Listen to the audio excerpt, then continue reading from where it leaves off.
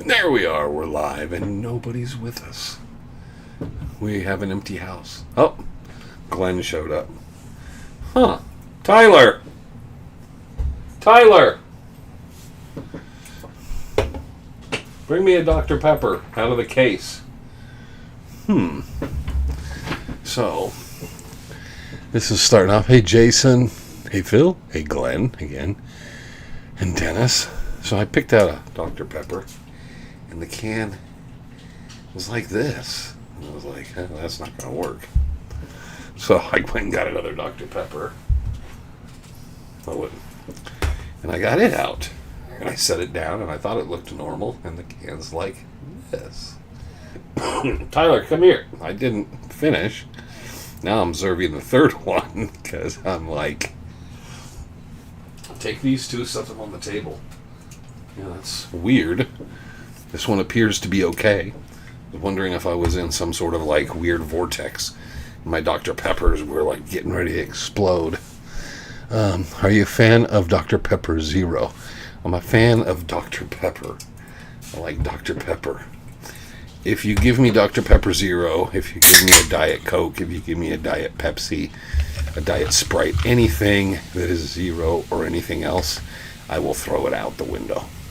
I like Dr. Pepper. I liked Coke, but Coke doesn't taste the same anymore. So, hey, and I think it tastes just like regular. Hello. Don't know. I won't do it because it always tastes funky to me, and I can always tell when it's wrong. Good afternoon, David. David's there, and it's like 105 today. Are we at 105? No, we're still holding it 104. So, that's here. I don't know. 106 in Phoenix. Apache Junction's 103. So, it's very cool. Very, very mild out in AJ. But, yeah. But that was odd, because I swear the first one was fine, then I came back in the room, got ready to started the intro, and looked at the Dr. Pepper and went and got another one. It was fine, brought it in here, set it down, then looked over and realized it had the same problem. So, but this one seems to be fine. But I like the taste of the Dr. Pepper.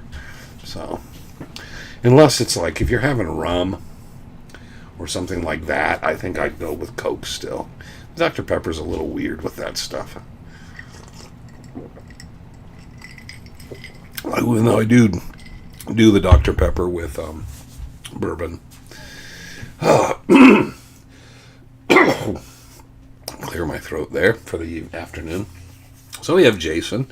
Jason's in. Jason is the author of... I'm going to use this one because the cover's a little wider. Cracking the Code. Always weird in the camera and having to be reversed, but Cracking the Code. The Lost Dutchman of Mine. We will be giving away this copy here. I got to figure out how to do it. So stand by. Could be today, could be another time. But, and I will make sure I have one for the Rendezvous signed by Jason. He just dropped them off the other night. I was in bed. I think this retails for $29.95. Has the color photos and so forth. And then there's the hardback, which I believe is $39.95. And the same thing. And this one's signed, but this one's mine. You know, there's a difference between yours and mine. And mine goes on the shelf, and yours could go on the shelf, but it will be handed out and given away. I got to figure out how. It's not so much how to get it to someone, because we have Messenger and so many other ways we can do things and correspond information, but it's how I want to do it. If I want to do it random, would have been easier if Trevor was here, but Trevor went and got a haircut, so Trevor's having his hair cut. I'll buy one at the Rendezvous if he'll have. I'm sure Jason will. Jason will be a guest speaker at the Rendezvous to speak concerning his book. The book is 94 pages long. There it is. Nice paper. Nice paper. Always good to have nice paper. And they are clear photographs. Not that really bad. People sometimes use the Google Earth photos and stuff, and it looks like it just came off of an old flip phone. Jason did a very nice job with this. So, and I won't give too much of the package away and on Jason's there. But, yeah, so we will always be talking about his book next couple of months. I actually hear the garage door, so Trevor is coming in. But, yes, we will be making sure one of these is given away. It's signed by Jason. So we're also going to do a little review on books. I talked to Trevor today. I don't know when we'll start it. We'll be doing a bunch of filming this weekend.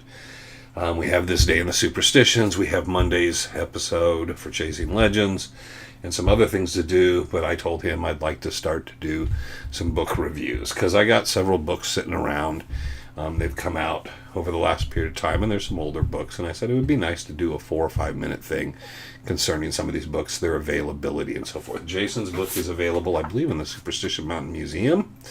Probably be in the Goldfield Museum. He can always pop up and say yes, no, maybe. But I think that's the paperback. I don't know if the hardback is available in the museum as well. He didn't say anything. Does that mini guitar on the top of the Marshall amp work? Well, it depends what works. It doesn't plug into anything. And it has strings on it, but it doesn't really play. It has no string tension. It's just meant to be a replica of a 59. Wrong pickups, but I can't remember where Trevor bought. I think he bought that in Spain, Portugal or Spain. That was brought back from Europe. I recently purchased Jay Fraser's book. Have you read it? Yes, I have Jay Fraser's book about his whole experience of the Dutchman mine being in Carefree Cave Creek. Yes, I do have that. Goldfield hasn't agreed yet. They want to review it first. Okay, so there you go. Okay. But it is at the Superstition Mountain Museum, or in the Lost Dutchman Museum, or whatever their other names they go by and do so and do forth and so forth. You can also find it, and I'm sure it's available on Amazon. So you can order it through Amazon if you want. Hopefully Jason will be at the rendezvous, so he'll be able to sign copies. Trevor. Nope, Trevor did not come around the corner. New haircut Trevor. That'll be his new name. Arizona book on Amazon. Hey, everybody, I told them we were going to try to give this away, but we didn't get to talk about how to do the giveaway onto the thing today. Not this one, that's mine. That's the hardback. Oh. This is... Trevor's acting like he wants a copy now. I didn't get a copy. Confused. Nice haircut. Nice haircut. Thank you. All right, there you go. Hello, everybody. There. What is that new symbol? What? Oh, it's a new symbol. We've been all looking at it. It gives you crowns and things. See? What does that mean? We don't know. We all have talked about it. It's the. I didn't know what they were talking about either, but now they get crowns. Yes. Amazon, an ebook from Amazon. And sometimes, like some books I've noticed, if you have Kindle, they do the Kindle books for free.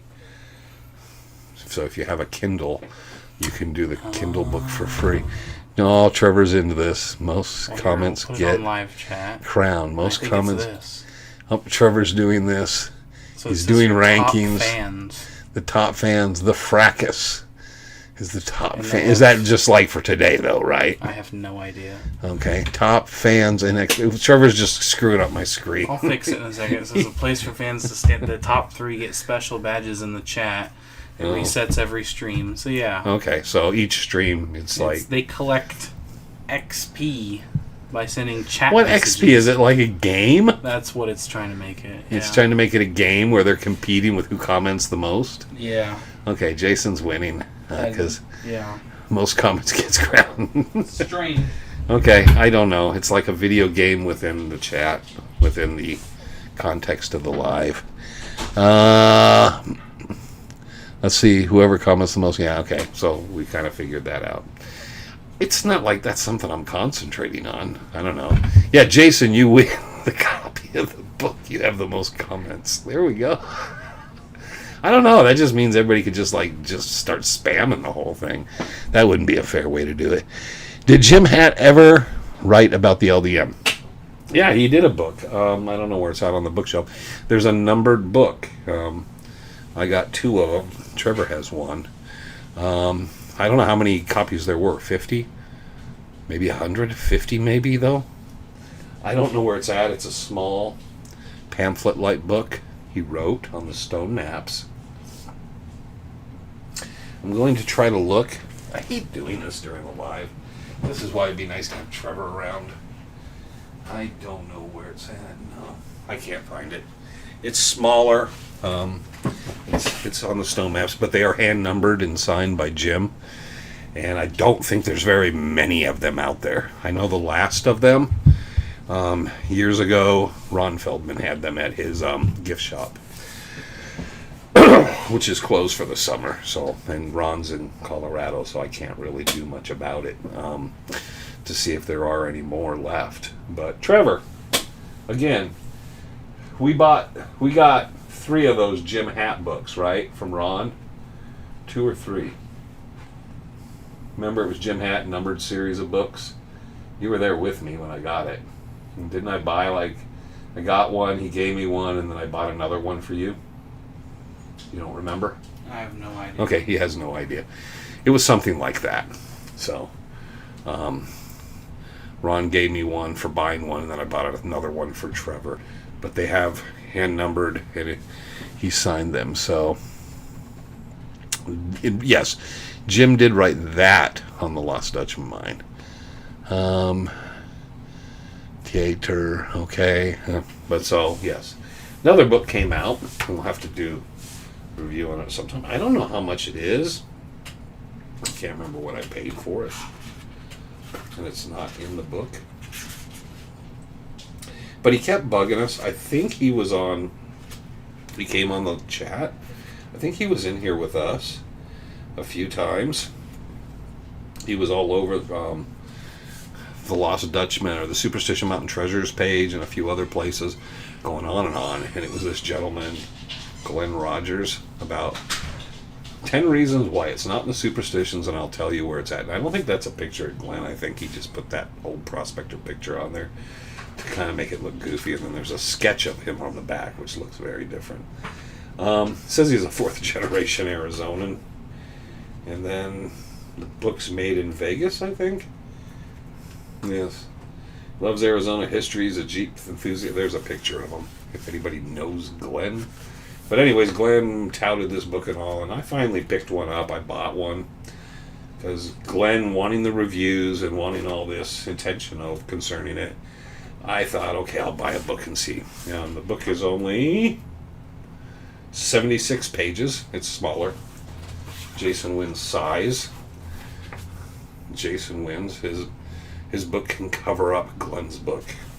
It's a much larger book, and it's a longer book, and it has more pictures, even though there are some colored photographs in Glenn's book.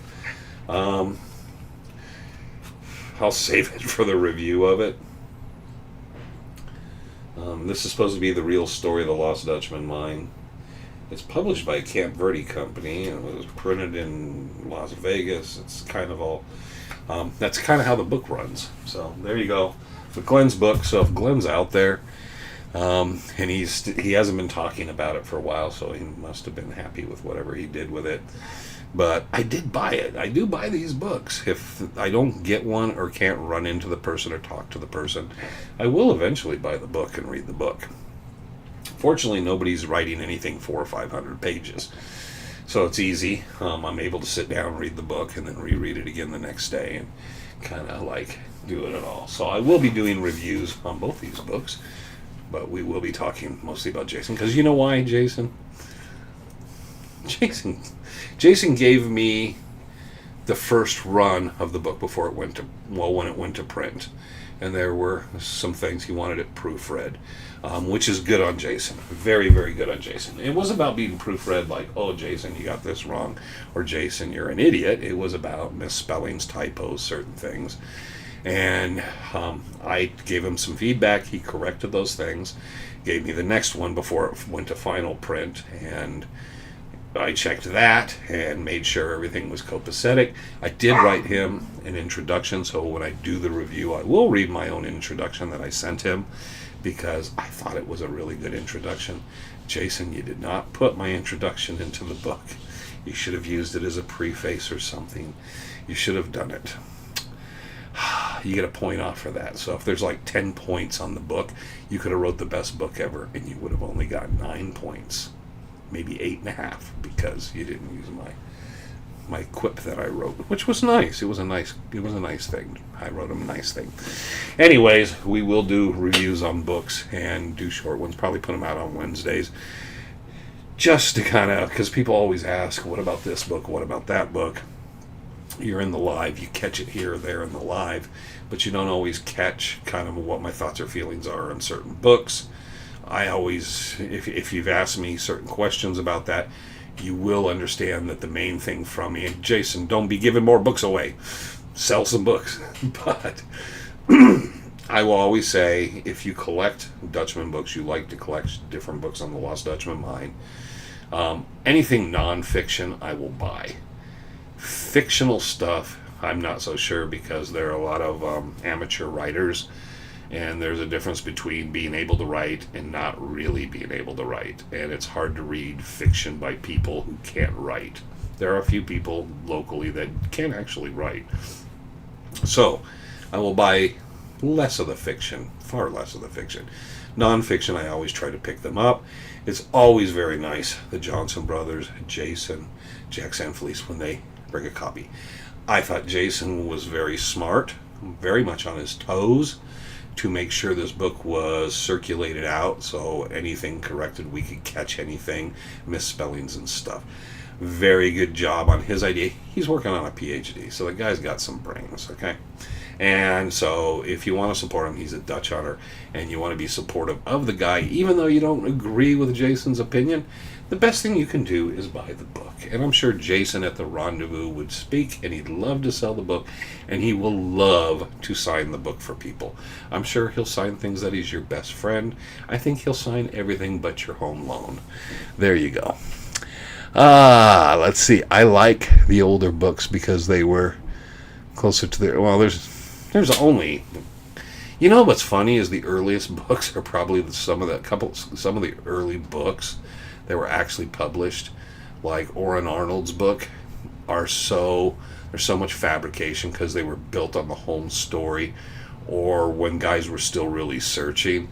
They're not as good. I always find some of the best books were the 60s and the 70s, because everybody was starting to do research and really put in their efforts, and they got rid of a lot of the nonsense for a while, and then it kind of crept in. Plus, Glenn McGill's is kind of an exception to the rule, but it was good at documenting actual factual information, but it was also about a treasure search, so it made it entertaining, which is a hard path to walk. It's hard to be able to write and kind of like, you guys got it all wrong, I'm the one that figured it out, and make it entertaining and fun at the same time. That's very, very difficult. Kurt Gentry obviously was an author and didn't do the ghostwriting. He just wrote the book for McGill and his compatriots. And that's kind of what probably made that work the best. I am sorry about that. There was a mix-up. It was too late to fix. Sorry. What was the mix-up? What was the mix-up? What was too late to fix? I don't know what that was. I don't know. I'm lost. Okay, I thought everything was good. Anyways, you can add your introduction as an insert at the back of Jason's book. Just print a bunch of copies instead. That'd be just so corny. See, Jason's saying that was a mix-up. No, it'll be out there forever, because Jason will go and print like 3 books. One for me, one for Greg, and one for him that has the introduction in it, and they will be the most rare books.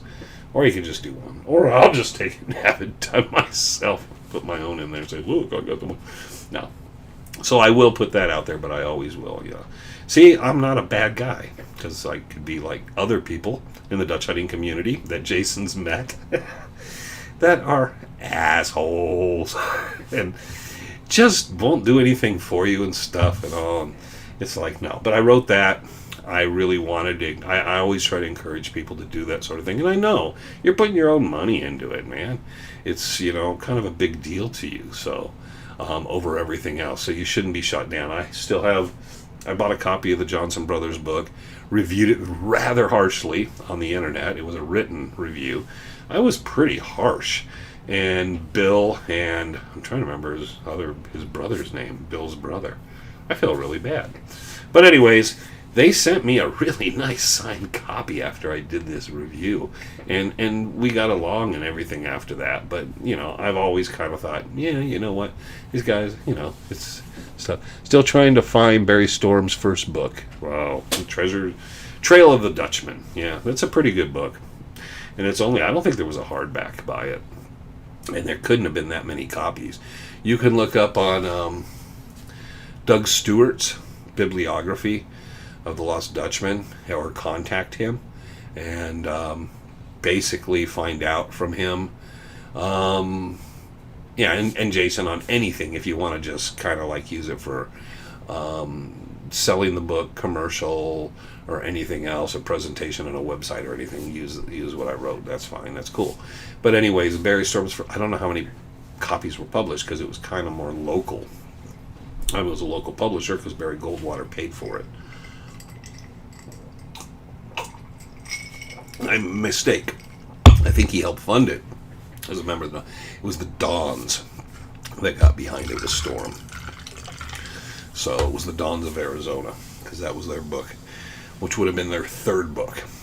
So the first book really on the Superstitions is Orrin Arnold's Superstition Gold. And that one's very difficult to find, the very first edition. Even the second and third editions are very hard to find of the Don's accountings. And but then the next book would have been God Made Men Red or whatever, which was a bomb. It wasn't a Lost Dutchman book. And then the third book was a Lost Dutchman book, The Trail of the Dutchman by Barry Storm. So that was theirs. Yes, the intro. So Rocky came in for a visit and laid right down. So there we go. And time is flying by. But yes, Jason worked very hard on his book. I'm glad he joined us here. He doesn't have to join. It makes him. I wonder how uncomfortable he feels, like knowing at any time, because he's been around my wit. He knows at any time something could come flying off. But no, I don't want to give away the book because I want people to read the book. So reviewing a book can be a tricky thing because you're trying to sell the book to some degree. You're very appreciative of the person taking the time to write it. And at the same time, you're trying to give people a fair appraisal of the book. The fact I think it should win everyone over here this afternoon that Jason came on. He's like, and he's going to come to the rendezvous and guest speak at the rendezvous. And he'll sell books, but he's willing to take the sticks and stones over the whole thing. So it's very, very cool. He's a nice guy. So he did walk across my yard to deliver the book. He didn't walk on the side the path. He walked through the grass. Maybe he deserves another notch on that. So instead of 9 out of 10, we knock off a quarter star because he walked in the grass.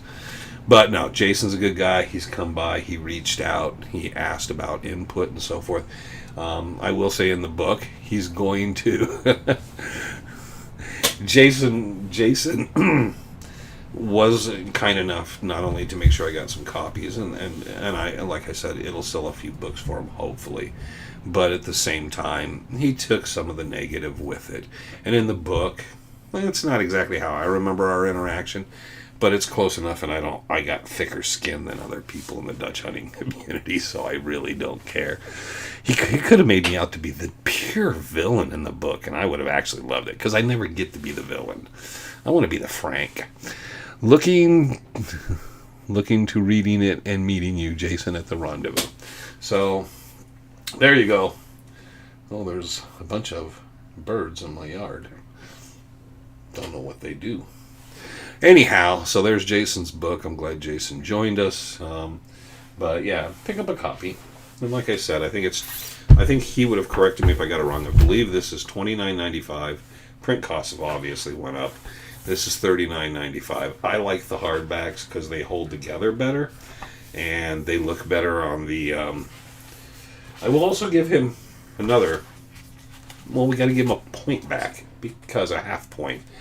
He put the name of the book and his name on the spine. I have a problem when you don't do this, because the problem is I go over to the bookcase and I have a lot of books that have nothing on the spines. See, and when people do that, I know they're just they're thinking, oh, it ain't a big, I'll save a few bucks. It's just not worth it. It is worth it, because I go to look for something and I can't find it because I look at the spines. I don't have them sitting out cover forward. So how much did PC actual spend in the mountains? I don't know, but he was rich. I mean, you could ask the same of what was his name? The guy, the millionaire, Richard Peck. Richard Peck had millions of dollars, and he went out and was searching for the Dutchman, and he had helicopters bring in ice and steaks and beer daily. So, I mean, they were doing all right. So, there you go. Hey, Wayne. So, I can't tell you how much because I don't know, but yeah, they spent money and they didn't really care. If you have money, it's much easier to do stuff. Hi, Wayne. Any idea where the Hawaiian murders took place? Was there another horse camp besides it? It was the one, the murders, the Hawaiian guy, Hernandez or one of those guys, that was out by Marsh Valley, wasn't it? By White Rock Spring? Pretty sure it was, because that's where they found the weapon and stuff. I was pretty sure they were out there. I can look it up. It'd be kind of a pain to do it now, but yes, it was. They were out by. God, I know they found the weapon, and then he admitted it in the body. It's in. Isn't it in the Barney Barnard book? I thought that might have been in that book as well. It's in Glenn McGill's book too. I don't want to be getting up and down.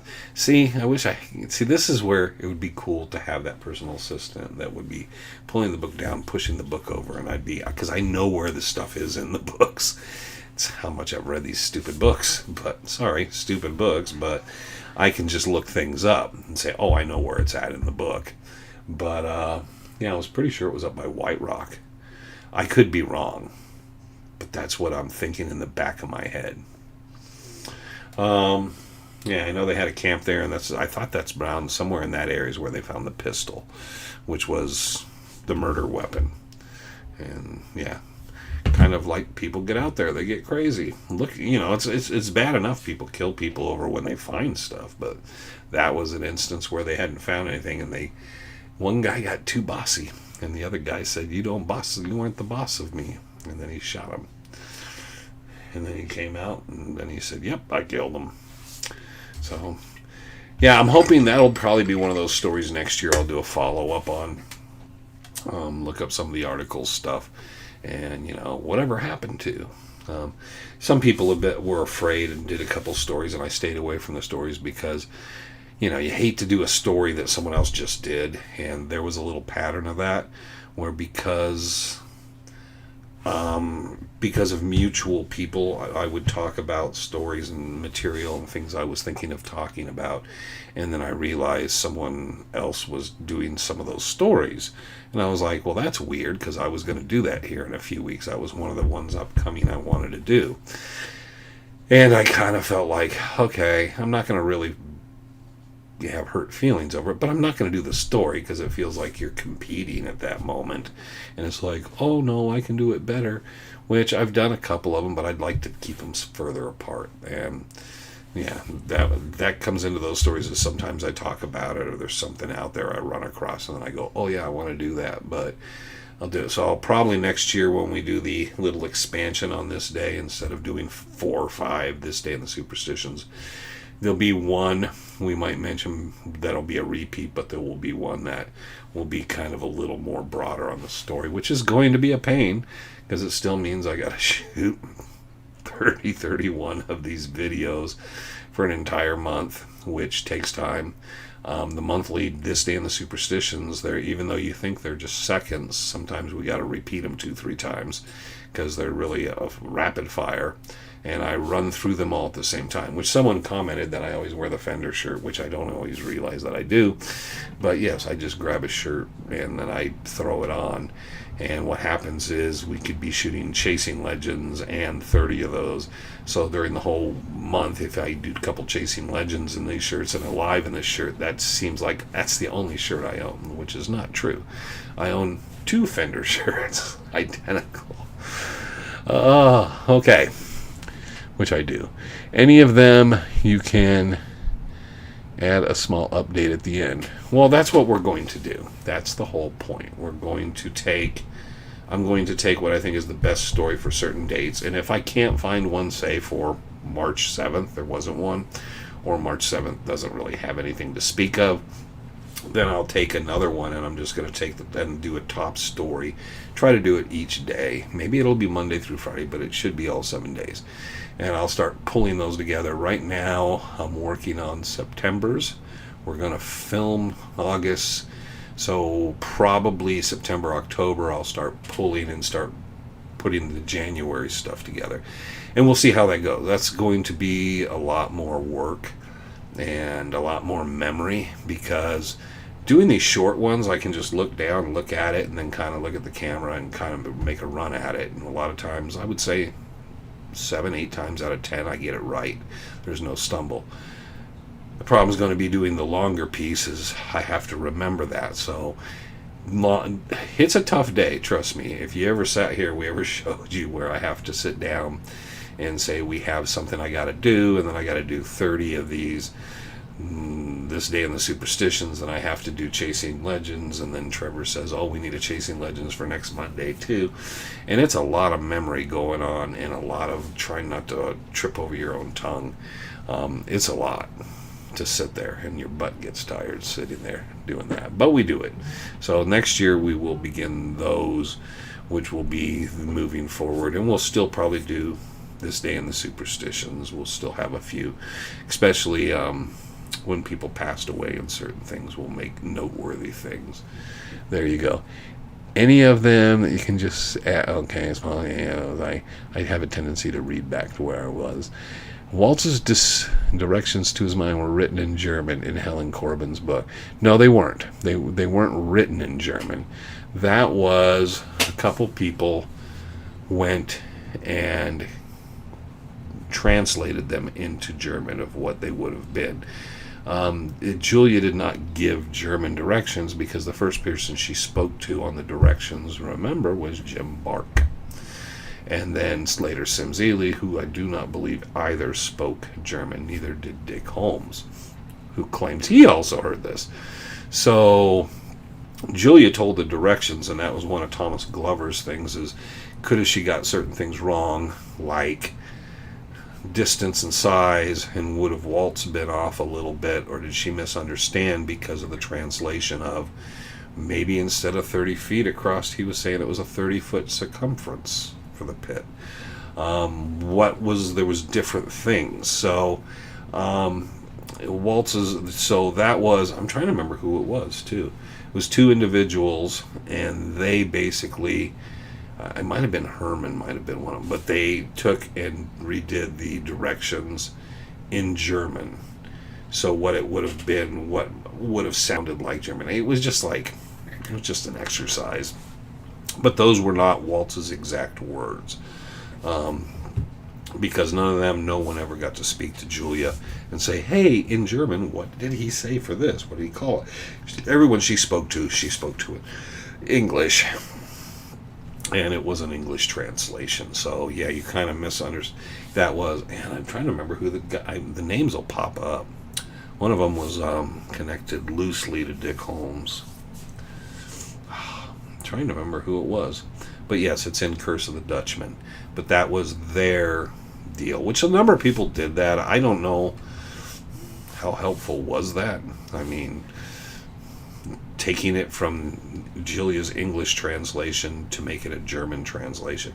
Julia did not, because her and Reinhardt heard it. They might have told Herman or someone some of it in German, but everything she told Jim Bark and Sim Zealy And I'm trying to think of the various people she did speak to. All those directions would have been in English. Happy Friday, Wayne. Have you ever heard about any caves and mines in Amit Canyon? Well, any place that's a canyon has caves. And if there is a prospector in the area, there will be a prospector of mine. So no, but I wouldn't surprise me in a second. Out in Fish Creek, because the United States government geological survey was never completed for the Superstitions, just portions of it. So it's an incomplete report, very incomplete.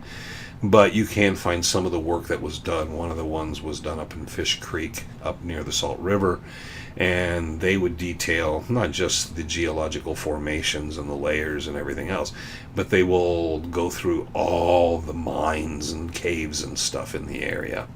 And that's always interesting. I have one of those documents that tells you about a certain stretch, and they're only for certain sections. They would do a section, then they would do another section, but there's every cave, and they would talk about caves they accessed, whether it looked like it was used for possible shelter or whatnot, and then caves that were inaccessible and different things. And I have a bunch of the geological reports on that, but they've never finished that. It's just, I think once, I don't know why they never finished it, and there's no explanation for it. They went to the known areas and just poo-pooed the idea there's any gold, and they stopped. They didn't really sample anything other than the played out mines in the mountains, which is where the idea of there's no gold in the Superstitions came from.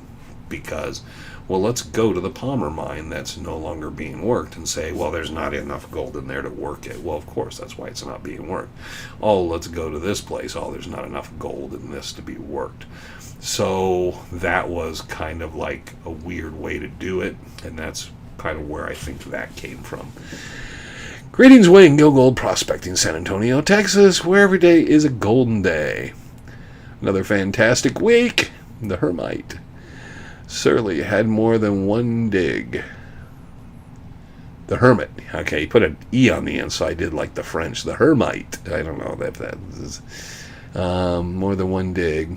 Why is their dig? What? The Hermit. I don't know who you're talking about. The Hermite. I don't know what that means. The Hermit, because the only hermit I know is Revis. Have you ever seen photos of the dwellings below the lake before the dam was built? Yes. God, I'm trying to remember where I saw those. They were in a collection. They were online. I actually have, right here, this is an 8mm family film taken of Roosevelt at one of the dedications that Greg Davis gave me to digitize. I haven't got to that yet. So that's something for the future. That'll be a special thing, but who knows how long it is. It won't be too long of a reel. But yes, I did see that. Lake Pleasant as well, and other lakes where there were towns and buildings and certain things. So I'm still kind of stuck on the hermit thing, which who's he speaking of, the hermit? Because there's so many different people who were hermits and had multiple mines. They always speak of the person that's most popular or the most popular mine in the story. But there's people, you look up someone like Al Morrow or someone, find out they had diggings in a number of different places. 13 jackloads from the Peralta Peg Legs map. The grandkids of Tomlinson's were talking about an interview. I'm pretty sure Frank was involved. Yes, they did a bunch of interviews. Some of them were online. They're very hard to find because they're done. I don't know. It was a weird thing. I think they were trying to do a TV show and then a film, and they were using that stuff for sizzle reel, and then they were trying to get some interest to see if they could get some financing for it, and then it just all fell apart, and there was a lot of suspect, interesting things involved. And then they were saying things that weren't good, kind of like, well, the reason the heart's broken is when, after he made it, he was showing us how to do it, and it fell and hit the ground, and it broke. And then he just said, heck with it, he didn't fix it. And they say a lot of things, and then they show you where he got the stones from, out back behind the mill, and it kind of like tears away the story. And then it went from, so it would have made a cool story, I mean, still. But it was never going to be a big multi-million-dollar deal. And then it became it's a star map. I remember that because I said play with the whole thing of like you're chasing this and it's real, even though you know already the answers, and then let it kind of expose itself, and that'll be very cool. Like, why does he have maps that are not maps, but he has authentic versions, like the Julia Thomas map? Orrin Arnold made that map up as this is what a map of Julia Thomas's making might have been. We have no Julia Thomas map. We have no reference. But he made one, things she said and stuff, put it in a book and said it's a rendering of possibly what a Julia Thomas map is. I don't think Travis Tomlinson realized that, so he made one on leather and aged it and made it look real, and they found that. And so that was when a lot of bells and sirens. I was like, okay, I don't really believe in this stuff, but if you're faking one map, what makes you think you're not faking everything? Plus, he did that Spanish map thing before the stone maps he'd made, and there's pictures of that if you look online. So their interviews and a bunch of that stuff is all over the internet. It's just hard to find because they don't use really the Tomlinson name all the time, and there was a number of different people involved, and I know one of the people kind of disappeared out of the whole thing. He has a channel, but he doesn't list those. They're almost hidden, so you have to go in and find them. I read the Life magazine about Travis Marlowe. Travis Marlowe's not a real person. Whatever became of him. Travis Marlowe is the person who partnered with Travis Tomlinson and then later purchased the stone maps from Travis Tomlinson's widow. And he drove away after he gave her a check for $1,000 or $2,000. She started yelling, "Sucker!" because they had another set of maps. But he wrote the book based on what he knew from Travis Tomlinson under the name Travis Marlowe. But his name was not Travis Marlowe. Travis Tomlinson, it was supposed to be Travis's book, which I just showed last week. I have the manuscript for up here, The Gold and the Superstitions or whatever, which follows kind of that book a bit. It's a different story, which is one of those problems, right? Why does everybody involved in it in the family tell a different story? But those videos never become popular because of the stone map folks, kind of like the peg leg stuff. Frank wants to say, well, yeah, this is fake, and this is fake, and we know this is fake, and we know this is fake, and he made 3 copies of that, and we know this is fake, and Frank saw these little stone Indian heads and a bunch of other stuff that Travis had carved, so he was like, wow, there's a lot of stuff he did, so we kind of, but this is real. And I said, but if someone's faking everything, why are they faking it all? Why are they doing that? And he was like, oh. And then he wouldn't come around to me because I kept telling him, that doesn't make sense to me. Is why do you have one real thing and then you have 50 fake things? And you run around chasing the fake things when you have a real... Why didn't you just start chasing the real thing? That didn't make any sense, So, yes. And I'm trying to remember what the guy's name... He got in trouble because he was involved with the Mole Corporation, too. Was he a doctor or a dentist or something? He was out with those guys, with Robert Tomlinson, the uncle, and Garmin and them and stuff. I can't remember his name offhand. Anyways, he wrote that book, which is kind of a little bit taken from Travis Tomlinson's actual manuscript. Excuse me, Hermit. Yes, Travis. Did he ever any other... Well, so Travis Tomlinson? We're talking about Tomlinson himself? Most everything he dug at or he was doing, he was shown by other people, which happens with a lot of people, it seems like. I've noticed over the years. I'm trying to think. They were down in Hewitt. There was a number of different places. Frank knows that stuff pretty well. He went to a bunch of different sites.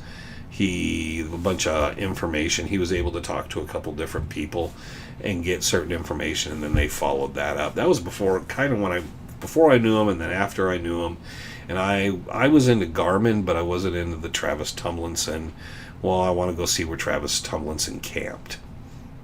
and then I want to see this, and it's like, oh, Travis got, they could have got gold from here because we got gold from here. Well, that's why they got gold from there, and someone before them got gold from there, and Garmin knew there was gold there.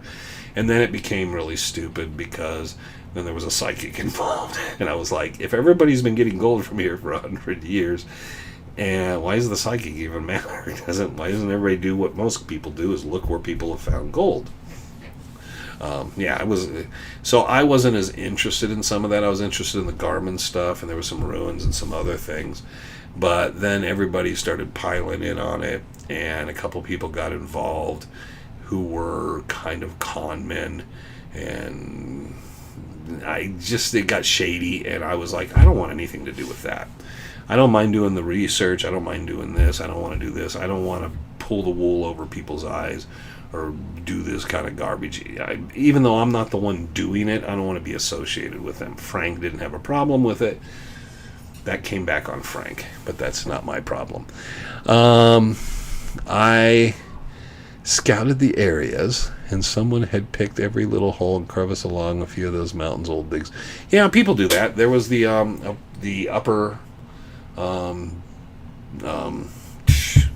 Daysite mine, and there was tons of azurite and malachite and stuff in the rock up there, which you can use for low-grade jewelry. And there was good chunks of it, and it was, can you see? Okay, good chunks of it. And there was a lot of it everywhere. So we were up there, and this is in the 70s, and me and a friend went up, and a friend of my parents was a jeweler. He worked making jewelry. And we got back, and we brought pockets full of the stuff back. And he was like, oh, man. He was really into it and said, hey, I'll pay you guys for this if you guys want to go get bucketfuls of it. It was a long walk from where we were camped, and we were like, okay, we'll do it sometime. So we went back and did it one time, got a bunch of it. We didn't get paid money. We didn't care. Kept a few pieces, but really gave him all the good stuff so he could make jewelry and stuff. I'm not a jewelry guy. And then I remember I told someone else, and they said, oh, you could probably make some decent money off of that. And I was like, okay, there was a lot of big chunks, a lot of good pieces. So I told someone else, and we went back, and someone had picked every spot down to, like, you're just like a pinhead. It was, like, crazy. I was looking around going, at one time, it was crazy. You could just reach down, grab a handful, and find a bunch in a handful, and then it was just gone. So someone went and picked it clean. People will do that. So every little bit. I wish Greg had interviewed Bob Garmin. I do have tapes of Bob Garmin interviews. We've talked about doing those. We don't know how to set up the video. Maybe we'll do a slideshow. There's not that many pictures to do. But no, there's interviews with Bob Garmin. There's a big two-parter on Bob Garmin. Good evening, Michigan. But, yeah, I do have interview footage and stuff. The problem was Tom Collenborn and other people had talked to Garmin.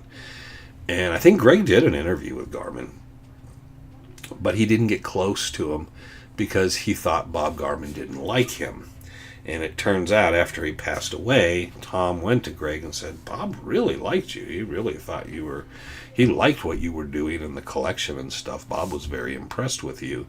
And Greg didn't know that. And Greg said if he would have known it, he would have become better friends with him and stuff. But there's that thing, like, you don't want to impose upon someone too much. You feel like, okay, we're acquaintances. Okay, we have a little bit of a relationship. We're kind of friendly to the term. We can talk, and I can kind of talk a little more freely. Okay, we can talk like just kind of what's been going on, how's the family. You develop that over time, a little better relationship, but there's sometimes you're just not sure what else to say. Bob Garmin was very smart, a very nice man, but he had a lot of history to what he had done up in the mountains and his relationship with Herman and a number of other Dutch hunters. So I think it was just, I get where Greg was like, I just didn't know how, Bob never seemed that outgoing, and that's what happened. Wayne, do you think Prometheus will come back to the Superstition's Blind Frog Ranch? Well, they never have been out there for Blind Frog Ranch 1. Okay, they've never done that. So let's settle that there. They've never approach that unless they did it this last year. The only thing they have from the Superstitions is they have Josh Feldman. Who knows what kind of nonsense that would be. I can honestly say right now that if they came out, and I don't know if Jesse would want to even be involved. All power to Josh for doing it, and hope he gets paid well and he does not get hurt. But I really, the further they've gone on and what they've done, the less I'd want to do with it. That's not Prometheus, by the way. That's Prometheus is Oak Island and Beyond Oak Island in that group. Blind Frog Ranch, the Prometheus, yeah, that's an insult to Prometheus that they do Blind Frog Ranch. That was Karga 7. I don't know if they still do it. So, no, completely different companies. And I don't know who's editing and doing the stuff on Blind Frog Ranch. That would not fly with Prometheus. Prometheus is very, very polished, professional, very scheduled, oriented, very much down on making sure certain things and details. When you work with Prometheus, you're walking along without a metal detector, you're walking with a metal detector, you're walking without a metal detector, you're walking with you don't see those patterns of those types of things. So, and they try to do what they think is quality entertainment, but put it together something of a more quality show. So I will say that of Prometheus, working for both companies. Karga 7 was very nice to me. It was a much smaller crew, much more flying by the seat of our pants. They're pushing stuff and all. It's different. Prometheus, obviously, a very big budget production house, very big. And I like them both, but yes, Blind Frog Ranch, I wasn't interested in, less interested in, and now I'll watch and be supportive of Josh and them. But if they came to the Superstitions, I would be curious at how ridiculously far and stupid that would be. That would be my interest in it. And it'd be cool for Josh. Maybe his dad make a few bucks out of it and get some people in to ride horses. Hit the gift shop. There you go. Chuck Kenworthy, did he hunt? He wasn't in there that much. When Chuck was in, it was different ownership. Do you think he found anything? He was up by Black Mountain, Charlie Boy Mountain, and Peters Mesa and that stuff mostly. That was his heart, the Kenworthy heart and that stuff up in there. And he has a number of books that show you where he was working and stuff. And there's a number of people that talked about it. And a lot of people knew Chuck and knew his sons and talked about it, and a lot of stuff about where they were working. One person said that he took millions of dollars out of the mountains. Not really, but okay. But he was a treasure hunter, and he made money on some treasure hunts and did not make money on others. So there you go. But yeah, I don't know of him attached. He would have known people there, because that's just kind of an area you're going to run through, or you can stage out of briefly. Was watching a segment with Clay, and he mentions the Dick Holmes being at Jacob's deathbed. Yes, that was Dick Holmes suddenly can speak to people. Let's just start with this. Dick Holmes spoke a lot in newspapers, a lot, and so did Brownie, and so did Ida, Dick Holmes' wife. The story goes that Dick Holmes woke up one early morning, and Julia's out in the street in front of her house, and yelling that Waltz is dying, Waltz is dying. Dick went out and said, hey, you go get the doctor, I'll go sit with Waltz, which seems kind of wrong. And then the next thing is Ida Holmes says, yes, I can prove that, because I was with Dick, and we both sat down with Waltz. Okay, but Dick says he was by himself. So then the next story is he was with Gideon Roberts, and then this and that, and then he was with some Mexican dude. And that is kind of the beginning of your problem. And then Waltz is telling him, according to his own words, Dick Holmes and Brownie Holmes' own words, Waltz wasn't a U.S. citizen. I think Waltz would have remembered that. A lot of stuff. And it was commonly known, that when him and Reinhardt and Julia would be together at times, talking about some things, they would speak in German. So, which is where the German stuff comes from, was the translation. What Reinhardt and Julia talked about when they told everybody in English wasn't really the same. But that being said, Suddenly a man dying basically of a respiratory disease on his final deathbed, in his death throes, which I've been around people who have been in that position and have been in very bad shape.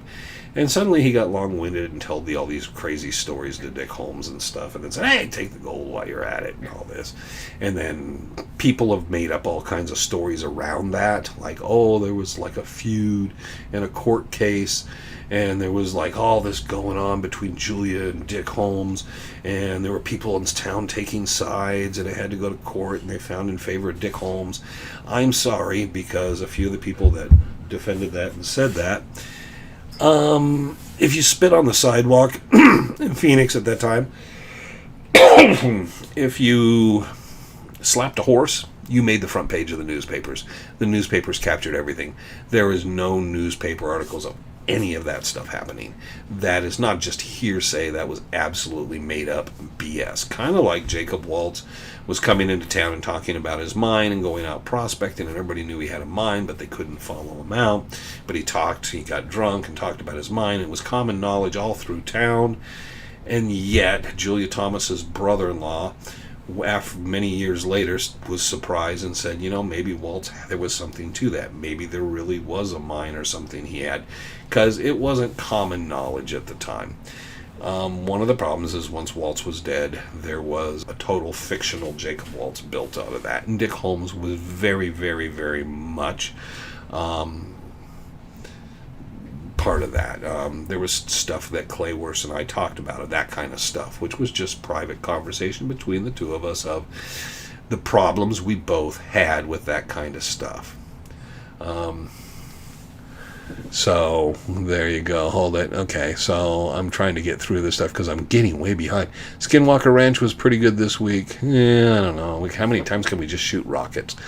Hello, my friend. What's new? What's great? Have you found? Did Clay give you any good insight? I miss him. I'll miss him for just hang. I like talking to him. Where did this info come from? What info are you talking about? The stuff about? This just comes from Clay and all the interviews and all the times you sit around Clay and from newspaper. You gotta remember, there's newspaper articles. My God, you can go on like Ancestry and check newspaper articles, and there's newspaper articles of Dick Holmes talking and stuff. I've talked on these things about the Arizona Cowboys, the book, in 1901 or 1902. This story's in a book of the Dick Holmes story, but it's not the story you've ever heard. It's like, yeah, they always... Dick Holmes was private and didn't let anybody know his secrets. No, it's the opposite. Julia did talk to some people and stuff, but you don't find her in newspapers except early on talking. And it's usually another party talking about what they talked to Julia about. But the person that loved to promote that, he knew where the Lost Dutchman mine was Dick Holmes. He promoted it, and Brownie Holmes did, and Brownie Holmes really upped the ante on that. And he talked about it in the papers quite a bit, and that it was what kind of built that and the stuff on the Dons. What happened was, as that kind of story got kind of like documentation and things made that story seem very thin, and then people just decided poo-pooed it, that story fell off big time. And then you got the more the Thomas Petrash story. There's a period where they both crisscross, but then you find the Petrash-Thomas story becomes more, because the information that our Jim Bark got from Julia and Reinhardt actually coincided and made sense and could be backed up by documentation, where Dick Holmes' story doesn't make sense. Because it was like Jacob Waltz didn't even know his own history and stuff, and like I said, he was just like rattling away and having a good time. They must have had some good drinks that night, cocktails. Kenworthy seems to have a lot of evidence scientifically caches. That was Kenworthy. I'm not always sure about Kenworthy's thing. You were talking about Sky. What great finds, indeed, Clay. And like I said, Clay and I, the relationship, I always liked Clay. And I always liked hearing about his stories and the times in the mountains. And then I would ask him about things of like, did you ever explore this area? What did you find mineralization, gold, silver, copper? What did you think of the iron content in the area? So a lot of people would be boring. But it was kind of comparing what I'd found and what he might have seen further back. So it was always kind of like, what did you see in the 50s? What did you see in the 40s, 50s, 60s? And I'll do that with Ron and Bob and stuff, because my era is when I'm a kid in the 70s. And I have kind of like, and then it grows from there. So I like to hear kind of the changes and all, and what happened in the distribution and what they were finding in areas, because there are times nobody's finding anything, but then like we talk about the Bob Garman and a kind of bunch of that kind of stuff, and there seems to be a repeated effort of people down in that one area where Woody and Frank got about 20 grand out of there. Garman and Tumlinson got gold out of there. That's where Tumlinson was camped for quite some time. That's why Frank and Woody and those guys ended up Larry. Different Larry than Larry. It's not Larry's that you think. It's a different Larry. But they ended up in that area was primarily because of the history. It had mining claims. Garmin had been in there. They had found gold in there, and they knew that. And then they played it over with some other stuff. But that's why they were there. And then they started prospecting in that area and found gold. It's how most prospectors do it. Hey, the Dutchman's gold he had under his bed. Was it all nuggets? Well, that's the thing we don't know. They washed and cleaned everything up. We don't know how it was broken down and how he was breaking it down. And we know they were cobbing it and breaking it down at the camp. We don't know what it looked like, if there was anything left of it after the fact. That's one of the biggest problems, is we don't know how it was set up, how it was set up to be broken down. We just know that they washed it, and certain pieces of information we have. That's that thing, is where everybody at the time was just like, well, where did he tell you to go look? Where have you been looking? What did he say about this? Nobody asked a lot of detailed information. If you would have talked to Julia and Reinhardt about the ore and stuff specific to it, that would have actually really helped everybody out today, because we might have got a lot of insight, because Waltz probably knew the mineralization and stuff, which he shared, the hematite and the popcorn gold and so forth.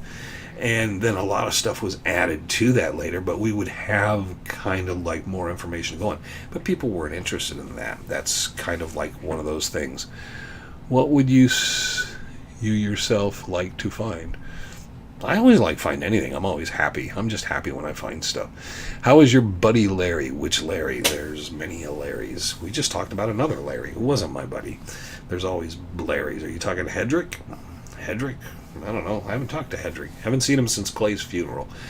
Don't know what's going on with Hedrick. I don't know. He's probably nailed to a chair on a porch, and someone's going to come by and inject him with some adrenaline to tell a story. Random story. And then he'll fade off again for a bit. I don't know. I haven't seen him since he kind of like... I'm not going to say anything bad. It's just... You should treat other people better. I figured Jesse and Josh would research for that. Well, they did the Lost Adams diggings. They did that story in Lost Gold, on the show Lost Gold. They did an episode about that where Shoe said they're in the wrong spot, because Shoes has a different area he believes it's in, and then McPherson and Ron got a different spot. Partners, but two different areas. But, hey, Jax. They did do one on the Lost Adams diggings. That was in Lost Gold. Look it up. Lost Gold. It was one of the second, third, fourth episode. I think they only did 4 or 5 episodes, and then the show was gone. But they did that episode on the Lost Adams diggings where the waterfall, and then they went up to the top and they dug. So I know they did that. So there you go. You have a direction you want to follow, or you just swing from the high? What do you mean, direction? I always go with wherever my research puts me or an interesting story sets me. There's times that I just go places because I want to see. Sometimes I want to revisit something because I want to see if I see it the same. Or there's something I learn later that I want to just check it out and kind of go into. There's sites that I'm always very interested in, but because of the wilderness area and restrictions, there's not much else I can do about it. So I try to document it and just kind of see if I could ever find anything. But I've found samples of pieces of ore with gold in it all through the mountains. It whether it dropped or was this or that or where it came from, I don't always know. Try to leave a lot of things as they are out there in the mountains. I'm always interested. I kind of also have a little interest in some of the older stories of trying to prove some things out. Stories that people don't always remember about. People find something and they take something and they say there was more of it laying around, and like to find that site and maybe have something tested to see if how true the story is. They think they found Spanish armor. Maybe it's not Spanish armor. Tom Collenborn's dad thought they found Spanish armor and later realized it was just pieces of an old shovel that had rusted, and he thought it was kind of funny. That can happen to people, so he took it humorous. Some people think they found it would be interesting. So there's so many different directions I can go. There's always 20 to 25 different trips I want to make. And even with Frank will be like, well, what are we going to do? And I'm just like, and I just sort through. And he never knows exactly. Sometimes we just go a certain direction because I like to kind of just go. There is no lighter. I don't. You're talking about the matchbox. So there is no lighter. Why would there be a lighter? There's a butane lighter. I don't know. I didn't search Clay's pockets before they closed the lid. Is all I can tell you. That's not my business. There's enough pictures. I've held it in my hands. It's been XRF'd with the gun. Everything, every piece of information you could get out of it was there. Hey, who knows? Maybe I switched it out, but no, I didn't. But if the family wants it, if the museum I just hope it just gets taken care of. Its value in gold and stuff as an artifact, I don't know how much of it is an artifact because there's questions about it, but it's not invaluable or priceless. It's just, it had a lot of sentimental value as well to Clay and would to a Dutch hunter, but it doesn't really matter. It's like whatever the family thought's best, or if Clay put a provision in it, and I wasn't, and so to me it's just, I we'll see whatever happens with it when it happens. What is your favorite area to go into? The Superstition Mountains. Yeah, I'm an asshole. Now, what can I say? I just like going in the mountains. So it doesn't matter. I love Bluff Springs Mountain. I love that area. I love Fish Creek Canyon all the way through it. I like that. I like out in Barkley Basin and some of those areas. There's areas up around Iron Mountain I like. I've just liked a lot of different areas. So there's nothing. Angel Springs is really pretty, and back in Rogers Canyon. If you ever found something outstanding, would you even tell or make? Yeah, I have. I don't have a problem.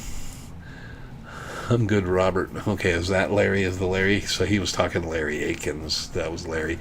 Yeah, there's too many Larrys. So, no, I don't have a problem with going public if I'm sure it's something that can be safe and preserved. There's lots of things I know about that I'm not going to tell people and I don't share with people. Larry's a good example. Larry right there could tell you. It's like there's stuff I know, and there's a few of us that know some things, and he can say how frustrating it is that you don't get nothing out of us. We just know, and we figure there's a time when we'll let somebody know. Trevor would be my go-to, is just there'll be instructions of this is, and then just make sure a person has it. There's Tom Collenborn did much the same. You just, because you don't want anything destroyed or anything. There are people that you're sometimes kind of friends with, and you know them and you don't want to hurt feelings, but there's a lot of distrust towards what they would do. And so because of that, there are certain people that just have no intention whatsoever of exploiting whatever it is. And I understand and completely feel that way. There were some things I was shared about. I talk about to some extent. Nobody knows where they're at. And they won't be exploited because I'll just take that. And if I think it's something that never needs to be shared and it can be protected, and the main reason to let someone know where it's at is so it can be protected. Someone can check on it and make sure everything's fine. Go, gold, bug it out. Horses, informative show today. Well, thanks, Sky Cloud. Have a good one. Enjoy your weekend. I would thank you for your time, Wayne. Have a great weekend. Buddy, we gotta hang when it cools. Yeah, it'd be nice when it cools out. Wow, the time flew by. Okay, yeah, I gotta get out of here. I got a grocery pickup to do. Damn. I guess it was a good show when it's like an hour and 10 minutes later and I'm still yabbing away. I thought I had another 10, 15 minutes to go. Maybe we'll do a long one someday, but I think the hour just works. Okay, so anyways, thank you, everybody. We never did a Toasted Bob Ward.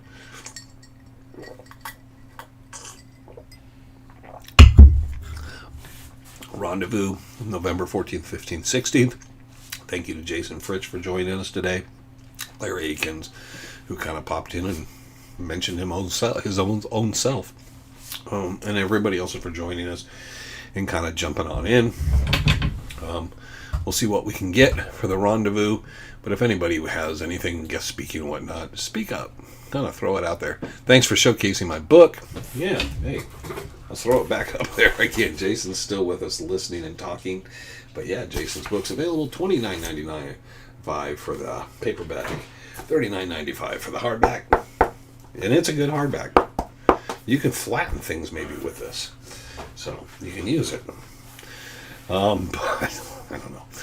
But anyways, thank you for Jason for taking part and joining us out here tonight. And hopefully he'll see a few books sell because of this.